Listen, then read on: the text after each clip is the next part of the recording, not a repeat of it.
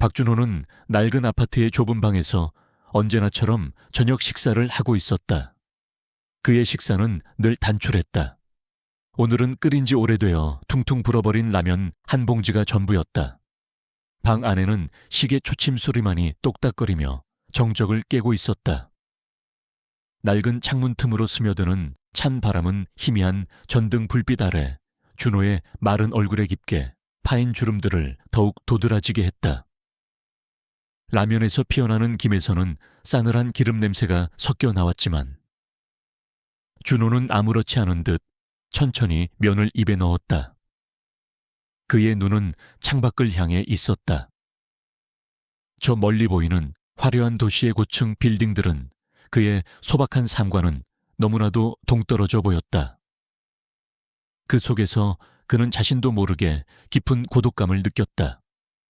도시의 불빛은 밤하늘을 밝히고 있었지만 준호의 마음속에는 늘 어두운 그림자가 드리워져 있었다. 그는 식사를 마치고 낡은 컵에 뜨거운 보리차를 따랐다. 김이 모락모락 피어나는 차를 한 모금 마시자 그의 몸속으로 따뜻한 온기가 퍼져나갔다. 그는 보리차를 마시며 다시 창밖을 응시했다. 밤하늘은 수많은 별들로 수놓아져 있었지만 준호의 눈에는 오직 하나의 별만이 보였다. 그것은 그의 마음속에 깊이 간직된 잊을 수 없는 추억의 별이었다. 그는 한때 자신이 누구였는지 그리고 무엇을 위해 살았는지 어렴풋이 기억하고 있었다. 하지만 이제 그 모든 것은 과거의 유물처럼 그의 기억 속에 희미하게 남아있을 뿐이었다. 그는 지금의 삶에 만족하는 듯 보였지만 그의 눈빛 속에는 이루지 못한 꿈에 대한 아쉬움과 어딘가 모를 쓸쓸함이 묻어났다. 준호는 가끔 골목길을 걷다가 옛 추억이 담긴 건물들을 발견하곤 했다. 그의 발걸음은 자연스럽게 낡은 서점 앞에 멈추었다. 유리창 너머로 빼곡히 꽂힌 책들을 바라보던 그의 눈빛에는 묘한 그리움이 서려 있었다. 그는 젊은 시절 이곳에서 수많은 책을 읽으며 세상을 배웠고 자신만의 철학을 다듬었다. 이제는 사라져버린 그의 열정적인 모습이 마치 어제 일처럼 생생하게 떠올랐다. 그는 낡은 간판을 물끄러미 바라보며 짧은 한숨을 내쉬었다. 시간의 흐름 속에서 변해버린 것은 비단 건물뿐만이 아니었다. 그의 삶 또한 끊임없이 변해왔고 이제는 잊힌 존재로 살아가고 있었다. 어느 비 내리던 오후 준호는 늘 다니던 고물상으로 향하던 길이었다. 비는 쉴 새 없이 내렸고 낡은 우산으로는 그의 어깨를 전부 가려주지 못했다. 길을 걷던 그는 길모퉁이에서 작은 그림자를 발견했다. 다가가 보니 온몸이 젖은 채 웅크리고 있는 어미 고양이 한 마리였다. 고양이는 잔뜩 겁에 질린 표정으로 준호를 올려다보았다. 준호의 발걸음은 멈추었다. 그는 잠시 망설이는 듯 보였다. 주머니에는 오늘 고물상을 넘겨받은 돈 몇 푼이 전부였다. 그 돈으로 허기진 배를 채우기도 부족한 형편이었다. 하지만 그의 마음은 이미 고양이에게 기울어져 있었다. 그는 근처 편의점으로 향했다. 빗물을 털어내고 들어선 편의점 안은 따뜻했다. 준호는 진열대에서 가장 싼 멸치맛 우유를 골라 계산했다. 봉투에서 우유를 꺼내든 그는 다시 비를 맞으며 고양이에게 돌아왔다. 고양이는 여전히 그 자리에 있었다. 준호는 쭈그리고 앉아 조심스럽게 우유를 봉투에 부었다. 그리고 자신의 손에 우유를 조금 따라 고양이에게 내밀었다. 고양이는 처음에는 경계하는 듯 했지만 이내 준호의 손에 담긴 우유를 핥아먹기 시작했다. 고양이가 목을 축이는 동안 준호는 부드럽게 고양이의 젖은 털을 쓰다듬었다. 고양이의 작은 몸에서 느껴지는 따뜻한 온기가 준호의 마음에 스며들었다. 그의 눈빛은 어느새 평소의 무뚝뚝함 대신 따뜻하고 자애로운 빛으로 물들어 있었다. 비록 보잘것없는 행동이었지만 준호는 그 작은 생명에게 기꺼이 자신의 온정을 나누었다. 이 작은 행위는 그의 내면에 숨겨진 깊은 인간미와 고결함을 드러내는 순간이었다. 고양이가 우유를 다 마시자 준호는 다시 고양이의 젖은 털을 몇 번 더 쓰다듬어 주었다. 그의 소매가 살짝 거치면서 손목에 희미하게 새겨진 문신이 드러났다. 오래되어 흐릿해진 문신은 마치 고대 문자의 상형 문자처럼 보이기도 하고 때로는 어떤 특정한 문양 같기도 했다. 준호는 재빨리 소매를 다시 내렸다. 그는 이내 몸을 일으켜 고물상을 향해 발걸음을 옮겼다. 하지만 고물상으로 향하는 길에 그는 뭔가 떨어진 것을 발견했다. 그의 낡은 코트 주머니에서 작은 나무 상자가 떨어진 것이었다. 준호는 황급히 상자를 주워 들었다. 상자 안에는 섬세하게 조각된 오래된 비녀 하나와 빛바랜 흑백 사진 한 장이 들어있었다. 사진 속에는 단아한 한복을 입은 젊은 여인이 정면을 응시하고 있었다. 그녀의 눈빛은 비범하리만큼 강렬하고 자신감이 넘쳤다. 준호는 그 사진을 한참 동안 물끄러미 바라보았다. 그의 얼굴에 잠시 스치는 아련한 미소는 금세 사라지고 깊은 상념에 잠긴 표정으로 변했다. 그는 주변을 둘러보며 아무도 보지 않는 것을 확인한 후 서둘러 상자를 코트 주머니 깊숙이 다시 넣었다. 그 작은 나무 상자는 준호의 오랜 과거와 연결된 어쩌면 그의 현재 삶을 지배하는 비밀스러운 열쇠 같았다. 비녀와 사진은 단순한 유물이 아니었다. 그것들은 그의 잊힌 재능, 봉인된 과거, 그리고 아직 끝나지 않은 이야기에 대한 은밀한 단서였다. 그의 마음속 깊은 곳에는 아직 깨어나지 않은 용과 같은 잠재력이 잠들어 있었다. 그리고 그 잠재력은 언젠가 거대한 폭풍을 일으킬 씨앗이 될 것이었다. 어느 날 오후, 박준호는 늘 그렇듯 고물상에서 폐지를 줍고 버려진 상자들을 정리하며 하루를 보내고 있었다. 땀으로 얼룩진 얼굴을 수건으로 닦으며 힘겹게 폐지 뭉치를 끌고 버스 정류장으로 향했다. 정류장에는 퇴근 시간이라 그런지 사람들로 북적였다. 준호는 간신히 버스에 몸을 실었다. 그의 낡고 구겨진 옷차림과 손에 들린 폐지 뭉치는 사람들 사이에서 유난히 눈에 띄었다. 사람들은 그를 흘긋거리거나 아예 시선을 피했고 준호는 익숙한 듯 창밖을 바라보며 조용히 자리에 앉았다. 덜컹거리는 버스는 서울의 복잡한 도로 위를 힘겹게 나아갔다. 준호의 눈에 비친 도시의 풍경은 마치 거대한 미로 같았다. 그 안에서 그는 한없이 작은 점에 불과했다. 몇 정거장쯤 지났을까? 버스 문이 열리고 왁자지껄한 소리와 함께 한 무리의 젊은이들이 올라탔다. 그들은 하나같이 몸에 온통 문신을 새기고 있었고 귀에는 여러 개의 피어싱을 주렁주렁 달고 있었다. 거친 말투와 거들먹거리는 태도는 누가 봐도 조직폭력배임을 짐작게 했다. 버스 안에 조용했던 분위기는 순식간에 시끄럽고 불쾌한 소음으로 가득 찼다. 사람들은 저마다 고개를 숙이거나 못 본 척 창밖을 바라보며 그들을 피하려 애썼다. 준호는 그저 눈을 감고 시끄러운 소음이 빨리 지나가기를 바랐다. 그때였다. 덩치 큰 조직원 하나가 비틀거리며 버스 통로를 지나다 준호의 어깨를 일부러 세게 부딪혔다. 준호는 휘청거리며 옆 좌석으로 넘어질 뻔했지만 간신히 손잡이를 잡아 몸의 균형을 유지했다. 조직원은 낄낄거리며 준호를 아래 위로 훑어보았다.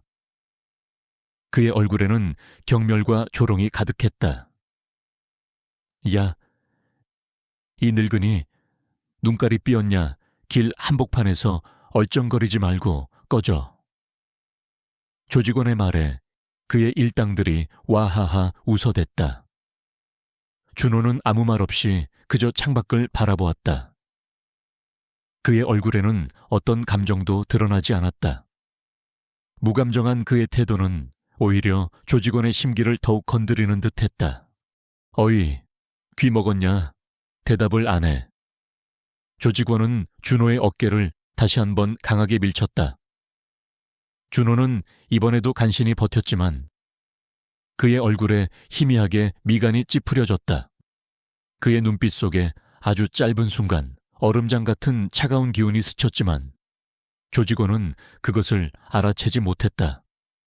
버스 안의 승객들은 잔뜩 겁에 질린 채 꼼짝도 하지 못했다.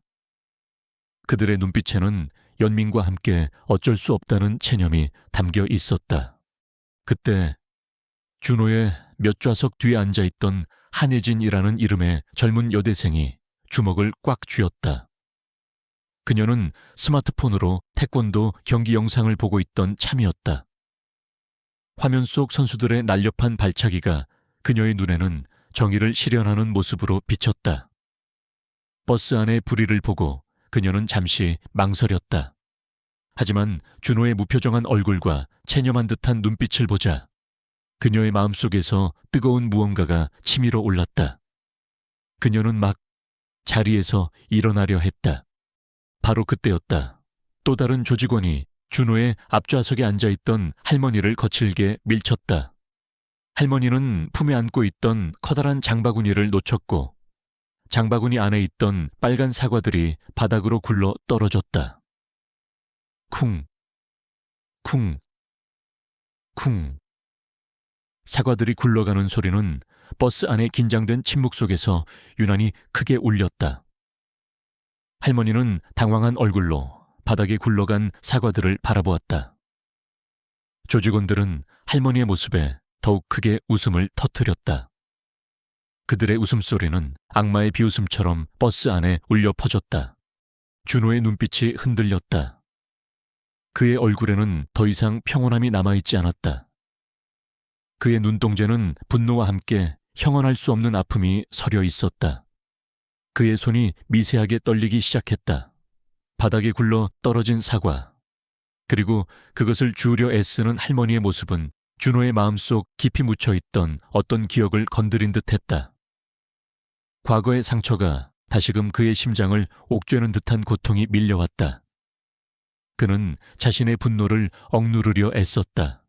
이대로 아무것도 하지 않고 이 상황을 넘어가려 했다.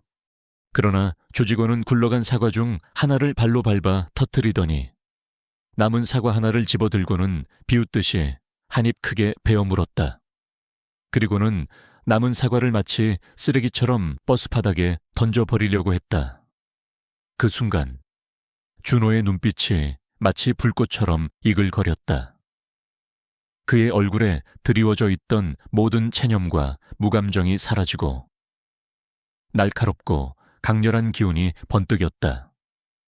이 행동은 준호에게 단순한 사과를 훼손하는 것을 넘어 인간의 존엄성을 짓밟는 행위로 느껴졌다. 그의 내면에서 오랫동안 잠들어 있던 본능, 혹은 지키고자 하는 강력한 열망이 깨어나는 듯했다. 더 이상 도망칠 곳도 피할 곳도 없었다.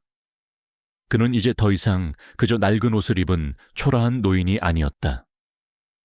그의 손은 이미 결단을 내린 듯 천천히 움직이기 시작했다. 버스 안의 모든 시선이 준우에게로 향했다. 그들의 눈에는 의아함과 함께 불안감이 스쳐 지나갔다. 조직원은 얄미운 웃음을 지으며 손에 들린 사과를 버스 바닥에 던지려 했다. 그때였다. 흐릿한 회색빛 노인으로만 보였던 박준호의 손이 번개처럼 뻗어나갔다. 그 움직임은 너무나 빨라서 버스 안에 누구도 제대로 볼 수 없었다. 마치 바람이 스치듯 그의 마른 손이 조직원의 손목을 정확히 움켜쥐었다. 조직원은 던지려던 사과를 놓치지 않으려 힘을 주었지만 준호의 소나귀는 쇠사슬처럼 단단히 그의 손목을 올감했다. 조직원은 당황한 표정을 지었다. 그는 제법 건장한 체격을 가졌음에도 불구하고 눈앞의 마른 노인에게서 느껴지는 압도적인 힘에 움찔했다. 이봐, 이 늙은이가 제정신이야. 이거 안 놔. 조직원은 소리를 지르며 손목을 비틀었지만 준호는 꼼짝도 하지 않았다. 오히려 준호는 손목을 살짝 비틀어 조직원의 관절을 누르자 조직원의 얼굴이 일그러지며 고통스러운 신음이 터져 나왔다. 그 끈은 비명과 함께 몸의 균형을 잃고 한쪽 무릎을 꿇었다. 그의 손에 들려있던 사과는 힘없이 바닥으로 떨어져 대구르르 굴러갔다. 버스 안에 있던 모든 시선이 준호에게로 향했다. 승객들은 방금 벌어진 상황을 믿을 수 없다는 표정으로 준호와 조직원을 번갈아 보았다. 노인이 자신을 공격한 조직원을 제압했다는 사실 자체가 믿기지 않는 듯했다. 그들의 눈에는 경악과 함께 미묘한 호기심이 스쳐 지나갔다. 야모해, 김형, 저 늙은이가 감히 조직원의 동료들이 일제히 준호에게 달려들었다. 그들은 최소 3명 이상이었고 각자 몸집도 조직원답게 다부졌다. 이 상황에서 도망치거나 피하는 것이 일반적인 노인의 반응일 터였다. 하지만 준호는 꿈쩍도 하지 않았다. 그의 눈빛은 흔들림 없이 차갑게 빛났다. 마치 사냥감을 노리는 맹수처럼 혹은 오랜 잠에서 깨어난 전사처럼 보였다. 첫 번째 조직원이 거친 주먹을 휘두르며 준호의 얼굴을 향해 날아들었다. 준호는 고개를 살짝 숙여 주먹을 피했다. 그의 움직임은 마치 물 흐르듯 자연스러웠다. 이어서 두 번째 조직원이 뒤에서 준호의 어깨를 잡으려 했다. 준호는 재빨리 몸을 돌려 그의 팔을 낚아채더니 순식간에 그의 팔을 자신의 등 뒤로 꺾어 제압했다. 두 번째 조직원의 비명이 버스 안에 울려 퍼졌다. 그는 꼼짝없이 준호의 소나귀에 붙잡혀 몸을 움찔거렸다. 준호는 과도한 힘을 사용하지 않았다. 그저 상대방의 약점과 움직임의 흐름을 정확히 읽고 최소한의 힘으로 제압하는 숙련된 기술을 선보였다. 이 모든 상황을 가장 가까이서 지켜본 한예진은 눈을 크게 떴다. 그녀의 스마트폰 화면에는 여전히 태권도 선수들이 멋진 발차기를 선보이고 있었지만 그녀의 눈은 이미 준호에게 고정되어 있었다. 그녀는 방금 준호가 선보인 동작들이 태권도나 합기도 같은 무술에서나 볼 수 있는 고급 기술이라는 것을 직감적으로 알아챘다. 단순한 노인의 우발적인 행동이라고 하기에는 너무나도 능숙하고 정확했다. 준호의 움직임은 오랜 수련을 통해 익힌 숙련자의 그것이었다. 그녀의 심장은 빠르게 뛰기 시작했다. 그녀는 직감했다. 이 노인은 평범한 사람이 아니었다.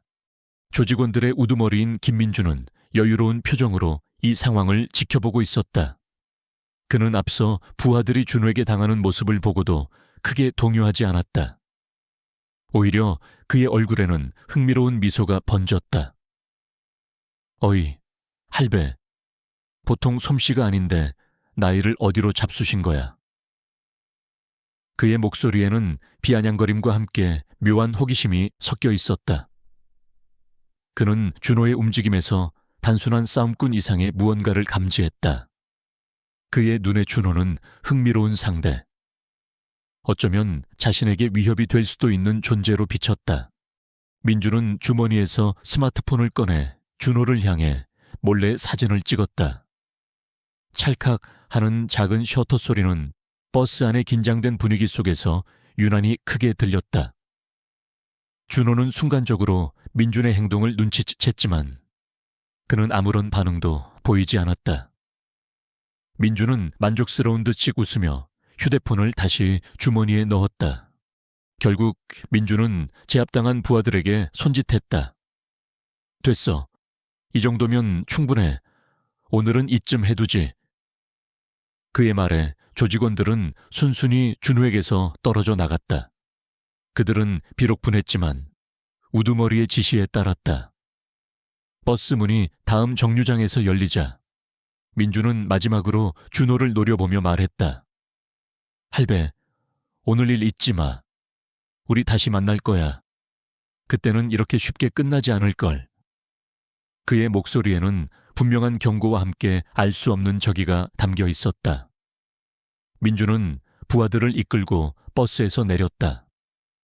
그들은 황급히 걸음을 옮겨 사람들 속으로 사라졌다. 조직원들이 내리자 버스 안에는 무거운 침묵이 흘렀다.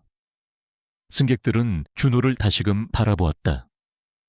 그들의 시선에는 이제 더 이상 동정이나 무시가 아닌 경외감과 함께 두려움마저 섞여 있었다. 한예진은 준호를 보며 혼잣말처럼 중얼거렸다. 대체 저 할아버지 누구지? 그녀의 눈은 준호의 모든 움직임을 기억하려는 듯 뚫어져라 바라보고 있었다. 그녀의 마음속에는 준호에 대한 궁금증과 함께 그의 숨겨진 재능에 대한 깊은 호기심이 자리 잡기 시작했다. 그녀는 그를 다시 만나야겠다는 강한 충동을 느꼈다. 김민준 또한 버스에서 내리자마자 자신의 조직원들에게 준호에 대한 모든 정보를 파악하라고 지시했다. 그의 얼굴에는 이미 새로운 계획을 세우는 듯한 섬뜩한 미소가 번지고 있었다. 이제 준호의 평범했던 삶은 되돌릴 수 없게 되었다. 그의 잊힌 과거가 서서히 현재의 문을 두드리기 시작한 것이다. 김민주는 버스에서 내리자마자 차가운 미소를 지었다. 그의 눈에는 분노보다는 호기심과 함께 알 수 없는 정복욕이 번뜩였다. 저 늙은이 보통 물건이 아니었어. 그는 휴대폰으로 방금 찍은 박준호의 사진을 다시 한번 확인했다. 낡은 옷차림에 주름진 얼굴. 하지만 그 안에서 뿜어져 나오는 비범한 기운은 민준의 승부욕을 자극하기에 충분했다. 흥미로운데 오랜만에 재밌는 사냥감이 나타났군. 그는 즉시 부하들을 소집하여 준호에 대한 뒷조사를 지시했다. 그의 지시는 간결하고 명확했다. 준호의 이름, 거주지, 그리고 무엇보다 그의 과거에 대한 모든 정보를 알아내라는 것이었다. 민주는 자신의 구역에서 그것도 대낮에 일개 노인에게 당했다는 사실을 용납할 수 없었다. 그의 명예가 실추되었다고 생각했다. 며칠 후 김민준의 부하들은 준호가 평소에 폐지를 줍고 생필품을 구매하는 재래시장 일대를 장악하기 시작했다. 그들은 시장 골목 어귀에 삼삼오오 모여 앉아 시비를 걸거나 상인들에게 이유 없는 트집을 잡았다. 처음에는 소규모의 단순한 시비였지만 점차 대담해져 노점상에 물건을 엎거나 행인들을 위협하는 지경에 이르렀다. 시장 상인들은 겁에 질려 김민준의 눈치를 보기 시작했다. 그들은 준호에게도 이 사실을 알렸지만 준호는 그저 묵묵히 고개만 끄덕일 뿐이었다. 그는 자신이 나선다면 더 큰 불이익이 올까봐 걱정하는 상인들의 불안감을 알고 있었다. 하지만 그의 마음속에는 이미 뜨거운 불길이 일렁이고 있었다. 자신이 평생 지켜온 소박한 일상과 그 속에서 함께 살아가는 이웃들이 위협받는 것을 더 이상 두고 볼 수 없었다. 그러던 어느 날 김민주는 준호가 자주 가는 국밥집에 나타났다. 그는 준호가 앉은 테이블 맞은편에 거만하게 다리를 꼬고 앉았다. 할배, 소문이 자자하시던데 여기서 조용히 장사나 하면서 잘 지내셨구만. 민준의 비아냥거리는 말투에 국밥집 안에 모든 손님들이 숨을 죽였다. 준호는 아무 말 없이 국밥만 먹었다. 그의 얼굴에는 여전히 아무런 감정의 동요도 보이지 않았다. 우리가 할배 덕분에 좀 피곤해졌어. 어쩌지 우리 구역에서 이렇게 버릇없이 굴면 안 되는데. 민주는 젓가락으로 자신의 국밥 그릇을 툭툭 치며 말했다. 내가 딱 한 번 기회를 줄게. 이 동네 뜨면 돼. 조용히 사라지면 아무 일도 없을 거야. 준호는 천천히 고개를 들어 민준을 바라보았다. 그의 눈빛은 깊이를 알 수 없는 검은 심연 같았다. 이곳은 내 삶의 터전이오. 당신들이 함부로 할 곳이 아니야. 준호의 목소리는 낮고 침착했지만 그 속에는 단호함이 묻어 있었다. 민준은 준호의 대답에 비웃음을 터뜨렸다. 하하, 늙은이 주제에 배짱 한번 줬네. 그럼 다른 방법으로 알려줘야지. 이 시장 바닥에서 당신 친구들이 얼마나 공영에 처하는지 보면 생각이 달라질 거야. 그날부터 김민준과 그의 조직원들은 시장에서의 행패를 더욱 심하게 부렸다. 상인들의 물건을 부수고 돈을 빼앗고 심지어는 상인들에게 물리적인 폭력을 가하기도 했다. 시장 전체가 공포에 휩싸였다. 준호는 매일 아침 시장을 오가며 파괴된 노점상들과 겁에 질린 상인들의 얼굴을 보았다. 그의 가슴은 갈기갈기 찢어지는 듯 아팠다. 그는 더 이상 이 상황을 방관할 수 없다고 판단했다. 한편 버스 안에서 준호의 모습을 목격한 한혜진은 그날 이후 준호의 행적을 쫓기 시작했다. 그녀는 준호가 내렸던 버스 정류장에서부터 주변을 탐문했고 마침내 그가 재래시장 근처에 작은 방에 살고 있다는 것을 알아냈다. 그녀는 준호의 숨겨진 재능에 대한 강한 호기심을 느꼈다. 그리고 그는 이 노인이 과거에 어떤 인물이었을지 궁금했다. 그녀는 며칠간의 조사 끝에 놀라운 사실을 알게 되었다. 박준호라는 이름의 전설적인 무술가가 있었다는 것이다. 그는 과거 수십 년 전 이름만 대면 알만한 무술 대회에서 여러 차례 우승을 차지하며 무신 우선이라 불렸던 인물이었다. 하지만 어떤 사건 이후 갑자기 은퇴하여 세상에서 자취를 감췄다고 했다. 그의 제자들은 많았지만 대부분은 이미 늙었거나 혹은 그의 갑작스러운 은퇴로 인해 스승에게 실망하여 무술의 길을 떠난 경우가 많았다. 예진은 무신 박준호에 대한 자료를 모으던 중 그가 과거에 어떤 큰 오해를 샀던 사건에 휘말렸다는 기록을 발견했다. 그 사건 때문에 그의 명성은 실추되었고 많은 제자들이 그를 등지게 되었다는 내용이었다.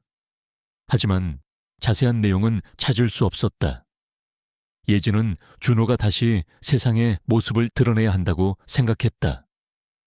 그의 잊힌 명예를 되찾고 재능을 다시 펼칠 기회를 만들어주고 싶었다. 그녀는 수소문 끝에 준호의 옛 제자들 중 몇 명을 찾아냈다. 그들은 예진의 말을 처음에는 믿지 않으려 했지만 준호의 최근 소식과 그의 모습을 담은 예진의 사진을 보고는 반신반의하는 표정을 지었다. 몇몇은 예진의 설득에 마지못해 고개를 끄덕이기도 했다. 김민준은 준호에게 마지막 제안을 했다. 내일 오후 3시 이 근처 폐허가 된 무도장으로 와. 거기서 우리 싸움의 끝을 보자. 네가 오지 않으면 이 시장은 잿더미가 될 거야. 그리고 네가 과거에 뭘 숨겼는지 세상에 낱낱이 밝혀질 거야. 그의 목소리에는 명백한 협박과 함께 준호의 과거를 알고 있다는 듯한 비열함이 섞여 있었다. 민주는 준호가 자신에게 대항할 수 없는 약점, 즉 그의 과거를 쥐고 흔들었다. 준호는 약속 장소인 폐허가 된 무도장 앞에 홀로 섰다. 무도장은 한때 수많은 무술인들의 땀과 열정이 서려 있던 곳이었지만 이제는 낡고 허물어져 귀신이라도 나올 듯 을씨년스러웠다. 이곳은 준호가 젊은 시절 피땀 흘려 수련했던 곳이자 그의 꿈과 영광이 담겨있던 상징적인 장소였다. 바로 이곳에서 그는 무신이라는 칭호를 얻었고 수많은 제자를 길러냈으며 무술을 통해 정의를 실현하고자 했다. 그러나 동시에 이곳은 그가 오해와 불명예로 인해 모든 것을 잃었던 아픔의 장소이기도 했다. 이곳에서 그는 자신의 모든 것을 걸고 싸워야 했다. 멀리서 한예진이 숨죽인 채 준호를 바라보고 있었다. 그녀는 준호의 몇몇 옛 제자들에게 연락을 취했지만 대부분은 과거의 실망감과 두려움 때문에 나타나지 않았다. 겨우 두어 명의 노쇠한 제자만이 그녀와 함께 멀리서 지켜보고 있었다. 그들의 얼굴에는 걱정과 함께 불안감이 가득했다. 예진은 주먹을 꽉 쥐었다. 할아버지, 꼭 이겨야 해요. 그녀의 마음속에서 간절한 기도가 울려 퍼졌다. 준호는 덩그러니 홀로 서 있었다. 그의 주변에는 아무도 없었다. 그는 과거의 영광도 현재의 명예도 없는 오직 자신만의 힘으로 이 난관을 헤쳐나가야 하는 고독한 영웅이었다. 시간은 시시각각 흘러갔고 김민준의 부하들이 하나둘씩 무도장으로 들어서기 시작했다. 긴장감은 극에 달했다. 준호는 눈을 감았다. 그리고 깊게 숨을 들이쉬었다. 이제는 더 이상 물러설 곳이 없었다. 약속된 시각. 오후 3시. 폐허가 된 무도장 안에는 팽팽한 긴장감이 감돌았다.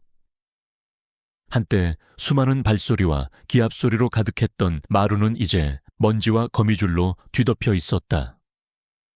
창문은 깨져 있었고 스산한 바람이 틈새로 불어와 낡은 나무 기둥 사이를 휘젓는 소리만이 정막을 깼다. 박준호는 무도장의 중앙에 홀로 서 있었다.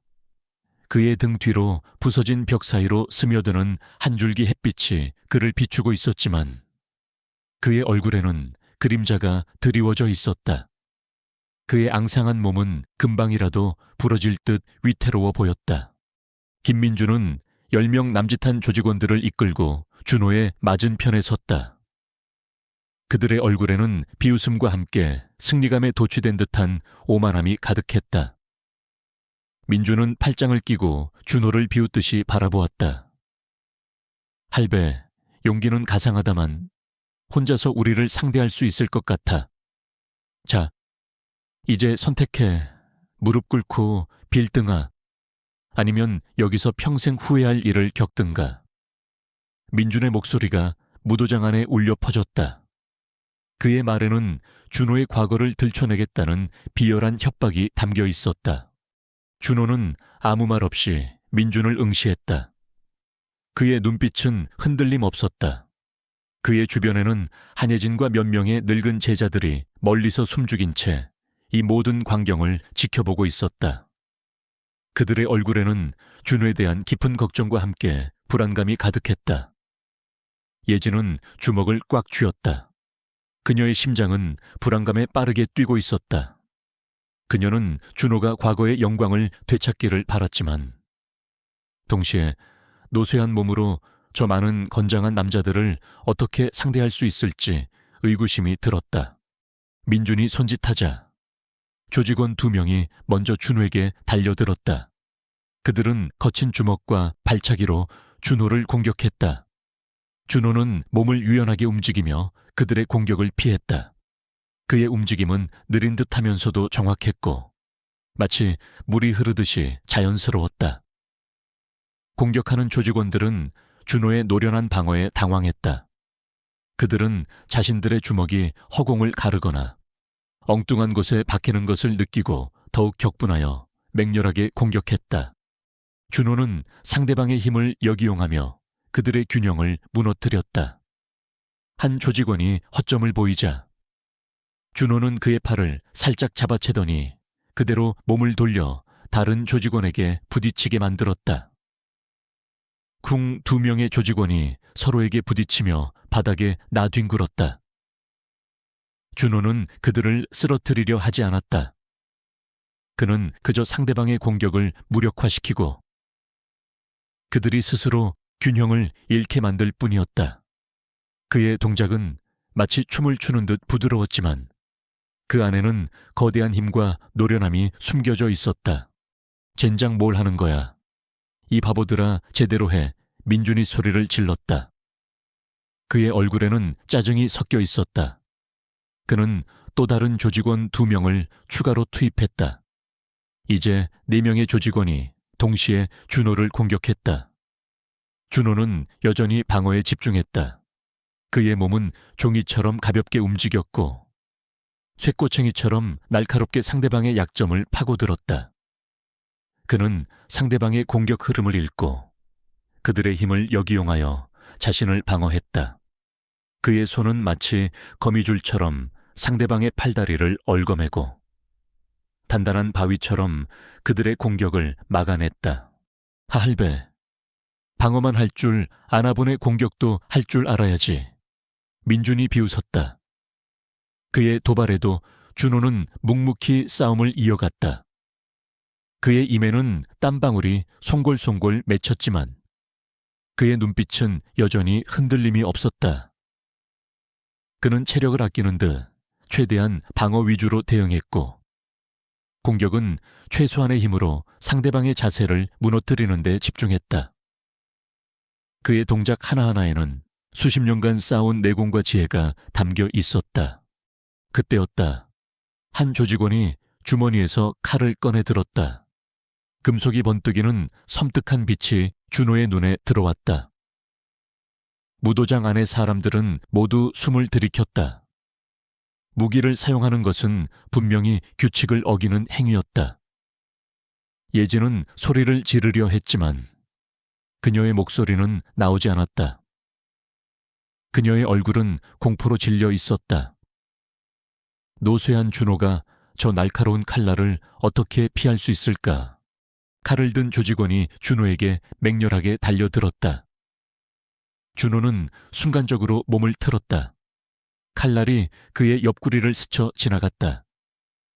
준호의 얼굴에 희미한 고통의 그림자가 스쳤지만 그는 아랑곳하지 않았다. 오히려 그의 눈빛은 더욱 날카로워졌다. 그는 칼을 든 조직원의 팔을 낚아채더니 순식간에 손목을 꺾어 칼을 놓치게 만들었다. 칼은 쨍그랑 소리를 내며 바닥에 떨어졌다. 준호는 칼을 떨어뜨린 조직원의 어깨를 강하게 눌러 그를 무릎 꿇게 만들었다. 그의 동작은 물 흐르듯 유려하고 빨랐다. 마침내 김민준이 직접 나섰다. 이런 늙은이 하나도 제대로 처리 못하고 비켜. 그는 거침없이 준호에게 다가섰다. 민준의 체격은 건장했고 그의 주먹은 묵직했다. 그는 준호에게 거침없이 펀치를 날렸다. 준호는 민준의 펀치를 피하며 그의 팔을 잡았다. 민준은 힘으로 뿌리치려 했지만 준호의 소나기는 생각보다 훨씬 단단했다. 준호는 민준의 힘을 역이용하여 그를 빙글 돌리더니 등 뒤로 꺾어 제압하려 했다. 하지만 민준은 녹록지 않았다. 그는 준호의 기술을 예상하고 몸을 틀어 방역했다. 민준은 준호의 복부를 향해 강력한 발차기를 날렸다. 준호는 피할 틈도 없이 그 충격을 그대로 받아냈다. 준호의 입에서 짧은 신음이 터져 나왔다. 그는 순간적으로 몸을 웅크렸다. 민준은 이 기회를 놓치지 않고 준호의 얼굴을 향해 주먹을 날렸다. 피할 수 없을 것 같았다. 버스 안에서 준호의 실력을 지켜봤던 예진은 눈을 질끈 감았다. 이제 끝이라고 생각했다. 하지만 그 순간 준호의 눈빛이 번뜩였다. 그의 몸에서 마치 잠자고 있던 사자가 깨어나는 듯한 기운이 뿜어져 나왔다. 그는 쓰러지는 듯하면서도 몸을 비틀어 민준의 주먹을 간발의 차이로 피했다. 그리고는 민준의 발목을 낚아채더니 자신의 몸무게를 실어 그를 바닥에 내던졌다. 쿵 하는 소리와 함께 민준의 몸이 바닥에 부딪혔다. 민준은 당황한 듯 몸을 일으키려 했지만 준호는 이미 그의 위로 올라타 목을 조르고 있었다. 준호의 눈에는 차가운 살기가 번뜩였다. 그는 민준의 멱살을 잡고 그의 얼굴을 자신의 눈높이까지 끌어올렸다. 네가 감히 이곳을 더럽히고 내 사람들을 위협해.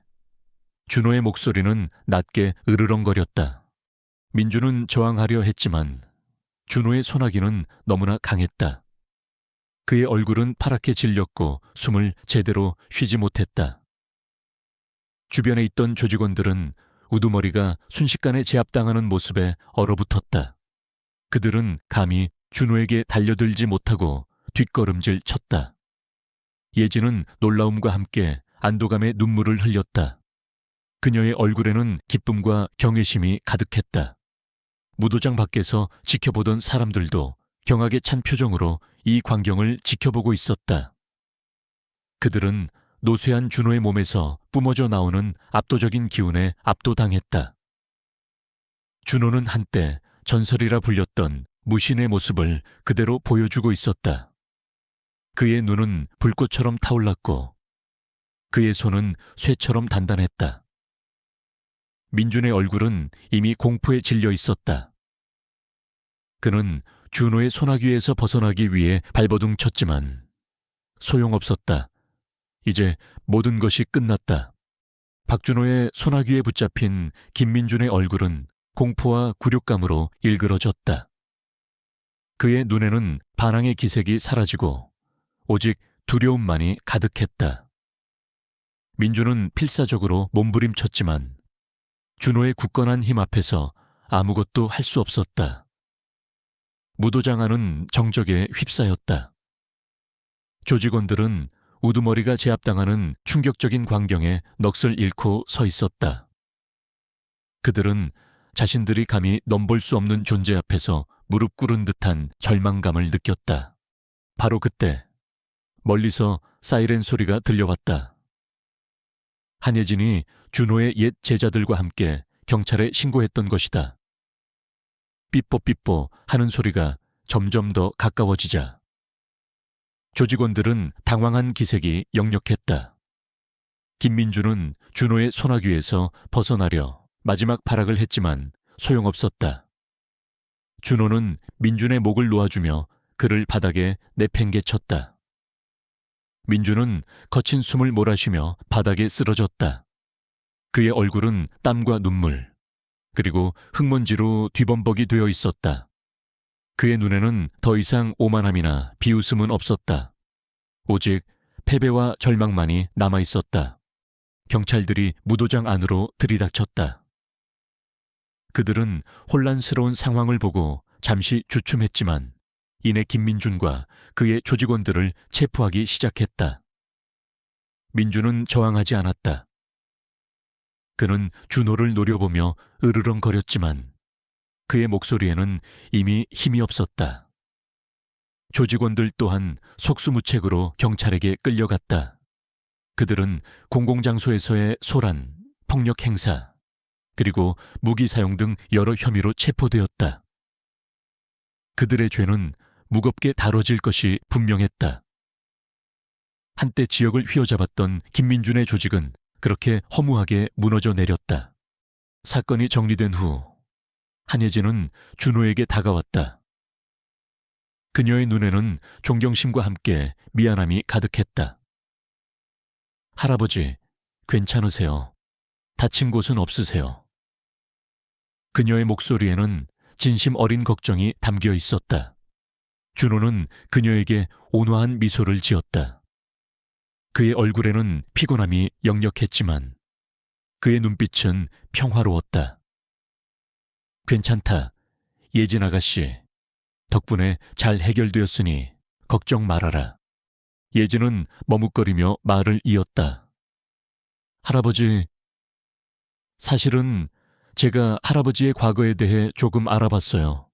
예전에 무신이라 불리셨던 박준호 사범님이 맞으시죠? 그리고 오해 때문에 은퇴하셨다는 것도요. 예진의 목소리는 조심스러웠다. 준호는 그녀의 말에 잠시 눈을 감았다. 그의 얼굴에 희미한 그림자가 스쳤지만 이내 사라졌다. 과거는 과거일 뿐이다. 이제는 다 부질없는 일이지. 아니에요. 할아버지, 부질없는 일이 아니에요. 예진은 간절한 목소리로 말했다. 할아버지의 실력은 아직 녹슬지 않았어요. 그리고 할아버지의 무술은 단순한 싸움 기술이 아니라 사람들을 지키는 정의로운 무술이었어요. 제가 할아버지의 옛 제자분들께도 연락드렸어요. 그분들이 할아버지께 사과드리고 싶어 하세요. 바로 그때 무도장 입구에서 몇몇 노인들이 천천히 걸어 들어왔다. 그들은 준호의 옛 제자들이었다. 그들의 얼굴에는 주름이 깊었지만 눈빛은 준호에 대한 죄송함과 함께 존경심으로 빛나고 있었다. 그들은 준호 앞에 무릎을 꿇었다. 사범님, 저희가 어리석었습니다. 그동안 사범님을 오해하고 등져서 정말 죄송합니다. 그들의 목소리에는 진심 어린 후회와 함께 눈물이 섞여 있었다. 준호는 그들을 일으켜 세웠다. 그의 얼굴에는 용서와 이해의 미소가 번졌다. 아니다. 너희들을 원망한 적 없다. 다 지나간 일들이다. 며칠 후 사건은 신문과 방송을 통해 대서특필되었다. 버스 안 놓인 폭행 조폭. 알고 보니 전설의 무신에게 제압당해 라는 자극적인 헤드라인은 순식간에 사람들의 이목을 집중시켰다. 준호의 과거와 그의 놀라운 무술 실력은 세상에 다시 알려졌다. 사람들은 과거 그에 대한 오해가 있었음을 알게 되었고 준호의 용감한 행동에 찬사를 보냈다. 오래된 재래시장도 다시 활기를 되찾았다. 상인들은 더 이상 공포에 떨지 않고 자유롭게 장사를 할 수 있게 되었다. 그들은 준호를 영웅처럼 맞이했고 그에게 감사와 존경을 표했다. 시장 상인회에서는 준호에게 감사패와 함께 작은 보답을 전달하려 했지만 준호는 정중히 거절했다. 이것은 당연히 해야 할 일이었소. 보답을 바라고 한 일이 아니오. 예진은 준호의 옛 제자들과 함께 한 가지 제안을 했다. 지역 자치단체에서 추진하던 청소년 무도 수련센터의 고문으로 준호를 모시겠다는 것이었다. 이는 단순한 일자리가 아니었다. 준호의 잊혔던 명예를 회복하고 그의 무술 철학과 정신을 다음 세대에 전수할 수 있는 의미 있는 기회였다. 준호는 망설이는 듯 보였지만 아이들을 가르치는 것은 그가 오랫동안 꿈꿔왔던 일이었다. 그는 결국 예진의 제안을 받아들였다. 어느 저녁 준호와 예진은 동네 공원 벤치에 나란히 앉아 있었다. 노을이 지는 하늘은 붉은빛으로 물들어 아름다웠다. 이제 할아버지는 더 이상 숨어 지내지 않으셔도 돼요. 할아버지의 자리를 찾으신 거예요. 예진이 환한 미소를 지으며 말했다. 준호는 멀리 지는 해를 바라보며 잔잔한 미소를 지었다. 인생이란 참 알 수 없는 것이더구나. 때로는 가장 어두운 순간이 새로운 시작의 기회가 되기도 해. 중요한 것은 얼마나 강한지가 아니라 그 힘을 어디에 쓰느냐는 것이지. 저도 할아버지께 정말 많은 것을 배웠어요. 감사해요. 예진은 진심을 담아 말했다. 준호는 예진의 어깨를 가볍게 두드렸다. 아니다. 예진 아가씨가 아니었으면 난 여전히 어둠 속에 있었을지도 모른다. 네가 날 빛으로 이끌어 주었어. 두 사람은 말없이 노을을 바라보았다. 그들의 얼굴에는 평화로움과 만족감이 가득했다. 준호의 오랜 상처는 치유되었고 그의 삶에는 새로운 의미가 찾아왔다. 그의 잊혔던 전설은 다시 시작되고 있었다. 몇 년의 세월이 흘렀다. 박준호는 더 이상 낡은 옷을 입고 폐지를 줍는 초라한 노인이 아니었다. 그는 지역사회에 존경받는 스승이자 무신이라는 칭호가 아깝지 않은 살아있는 전설이 되어 있었다. 그의 얼굴에는 여전히 깊은 주름이 새겨져 있었지만 그 안에는 따뜻함과 지혜, 그리고 삶의 풍요로움이 가득했다. 그의 눈빛은 고요하면서도 강렬했고 그에게서 뿜어져 나오는 기운은 주변 사람들에게 편안함과 동시에 깊은 신뢰를 안겨주었다. 준호는 한혜진과 옛 제자들이 설립을 도운 청소년 무도 수련센터의 고문으로서 새로운 삶을 살고 있었다. 이 센터는 단순히 무술을 가르치는 곳이 아니었다. 준호의 철학을 바탕으로 인성교육과 예절, 그리고 약자를 보호하는 정신을 가르치는 배움의 터전이었다. 센터는 날로 번창하여 지역의 자랑거리가 되었고 전국 각지에서 무술을 배우고 준호의 가르침을 받고자 하는 젊은이들이 모여들었다. 그의 이름은 다시 한번 무술계에 울려 퍼졌다.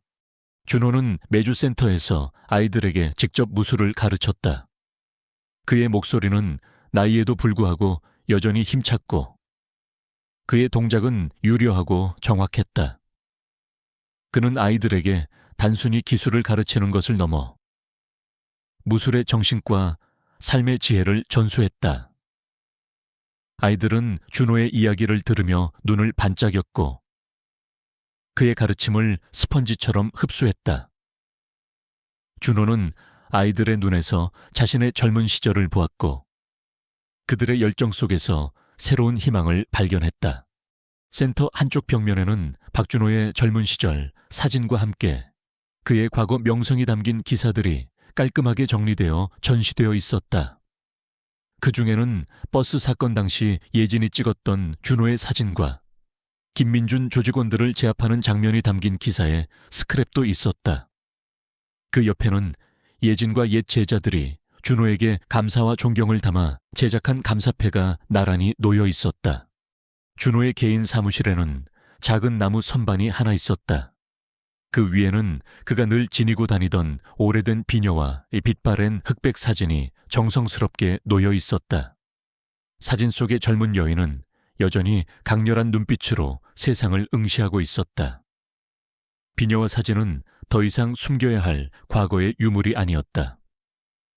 그것들은 준호의 삶의 중요한 일부이자 그가 살아온 긴 세월과 그 안에서 겪었던 모든 고난과 영광을 상징하는 소중한 기념품이 되었다. 그는 가끔 비녀를 꺼내어 손으로 어루만지곤 했다. 그럴 때마다 그의 얼굴에는 아련한 미소와 함께 알 수 없는 평화가 깃들었다. 어느 맑은 아침, 준호는 평화로운 미소를 지으며 무도장 마루에 앉아 있었다. 그의 눈에는 이른 아침 햇살이 가득한 수련장이 들어왔다. 젊은 제자들이 그의 옛 제자들의 지도 아래 활기차게 훈련하고 있었다. 아이들의 우렁찬 기합소리와 웃음소리가 새들의 지저귐과 어우러져 아름다운 교향곡처럼 들렸다. 준호의 마음속에는 설명할 수 없는 충만감과 평화가 밀려왔다. 그는 지난 세월 동안 잊고 지냈던 자신의 존재 가치를 다시금 깨달았다. 준호는 자신의 손목에 희미하게 남아있는 문신을 천천히 쓰다듬었다. 이제 그 문신은 과거의 상처나 비밀이 아닌 고난을 이겨내고 새로운 삶을 시작한 그의 제2의 봄을 상징하는 흔적이 되었다. 그의 눈빛은 깊은 만족감과 함께 따뜻한 희망으로 빛나고 있었다. 그는 이제 더 이상 혼자가 아니었다. 그의 주변에는 그를 존경하고 따르는 사람들, 그리고 그의 가르침을 통해 성장할 미래의 주역들이 있었다. 무도장 문틈으로 스며드는 아침 햇살은 그의 얼굴을 부드럽게 감쌌고 마치 그의 새로운 삶을 축복하는 듯 따뜻했다. 준호는 조용히 눈을 감았다. 그의 마음속에는 평화로운 파도가 일렁였고 그의 영혼은 비로소 완전한 안식을 찾았다. 그의 이야기는 끝이 아니었다. 그것은 새로운 세대에게 끊임없이 영감을 주는 영원한 전설의 시작이었다.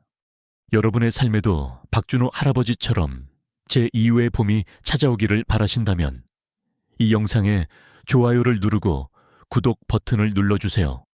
그리고 댓글로 여러분이 바라는 새로운 시작은 무엇인지 알려주세요. 여러분의 이야기가 또 다른 누군가에게 용기와 희망이 될 수 있습니다. 다음번에도 감동적인 이야기로 찾아뵙겠습니다.